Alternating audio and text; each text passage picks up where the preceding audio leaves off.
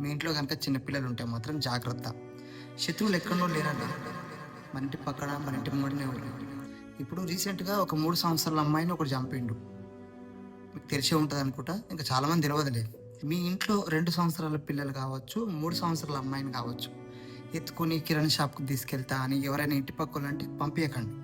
Road మీద తీసుకెళ్తా అంటే పంపించకండి. అసలు ఎవరిని నమ్మకండి. ప్రతి ఒక్క కేసులో ఒక 100 మంది చనిపోతే 100 మందికి 100 మంది ఆ చిన్న పిల్లలని చంపిన వాళ్ళు ఇంటి పక్క వాళ్ళు, ఇంటి ముంగడ వాళ్ళు, తెలిసిన వాళ్ళు ఎవరు. వాళ్ళు మీకు ఎంత నమ్మకస్తులైనా సరే పిల్లల్ని ఎత్తుకొని కిరాణా షాప్కి వెళ్తా అంటే పంపించకండి. రోడ్డు మీదకి ఏదైనా ఇప్పిస్తానని వెళ్తే పంపించకండి. ఒకవేళ వాళ్ళు బయటికి తీసుకెళ్ళి ఏదైనా చేసినా కూడా ఆ పాప ఎక్కడ వాళ్ళ తల్లిదండ్రులకు చెప్తుందో అని చెప్పి ఆ చిన్న పాపని చంపేస్తారు. ఇప్పుడు జరిగిన సంఘటనలన్నీ ఇవే.